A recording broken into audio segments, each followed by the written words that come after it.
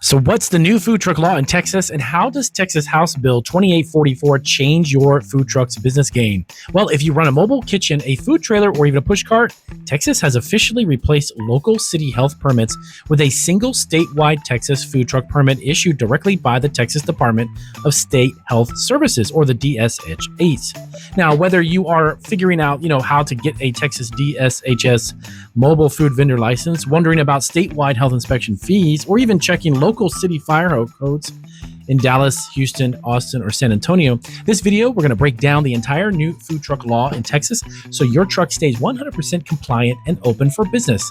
Now, a little bit of history really quick. Historically, operating across city or county lines in Texas was an administrative nightmare for any food truck or mobile food vendor.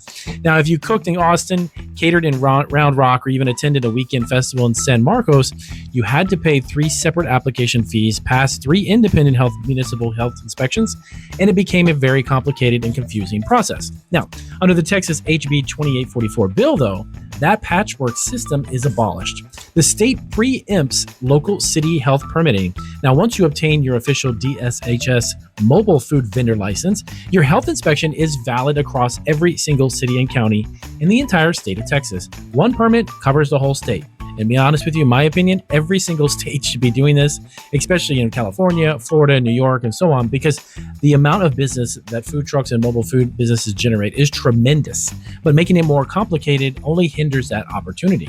Now, the DSHS classifies all mobile food units into 3 distinct operational tiers based on the food safety risks. Now, the type 1, packaged, non-temperature controlled items. This would be things like bottled drinks, packaged snacks, shelf-stable foods. The application fee is $309 with no pre-licensing fee. Now, type 2, packaged foods requiring hot or even cold temperature control with a limited on-site handling. That application fee is around $618 or so plus $400 pre-licensing inspection fee. Lastly is the type 3. This is a full commercial cooking, raw protein prep, frying, and made-to-order menus. This could include things like, taco trucks. This would be burger rigs. This would be burger trailers, etc. The application fee for that is $876 plus a single $500 pre-licensing fee. Now, while the upfront cost for full service type 3 rigs is a little bit higher, you only pay the state once. That is the awesome part of this, eliminating thousands of duplicates, local city fees, or even every year.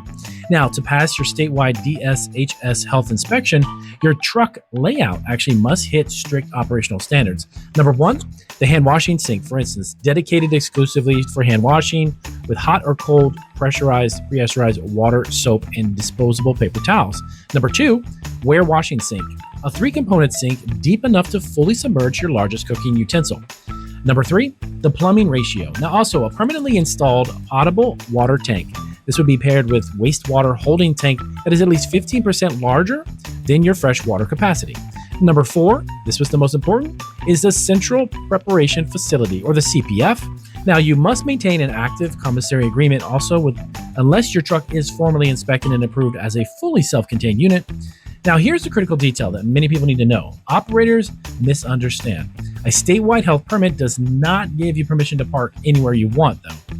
Local municipalities in Texas still have full jurisdiction over fire safety and hood inspections, but you must meet local fire marshal standards, the LP gas lines, for instance, the Class K extinguishers, and the Type 1 commercial hood suppression systems. Now, one thing you need to know too is cities also control zoning and land use. Now, they decide designated vending services and zones, public right-of-way parking, and allowable operational hours. So that's 2 actually states localized, by the way. And you still need to collect, of course, and remit local and state sales tax through the Texas Comptroller.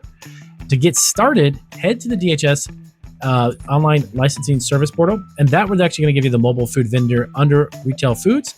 You upload your commissary agreement in your vehicle VIN and book your pre-licensing inspection. Now, if this breakdown actually helped clarify the new Texas food law, give this video a big thumbs up. Also, get the free guide. We actually put together a guide that's absolutely free. It's in the comments section and on the top of our description.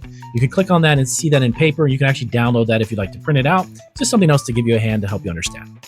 Welcome to Food Truck Freaks. We're all about the business side of food truck entrepreneurship. I'll see you in our next video.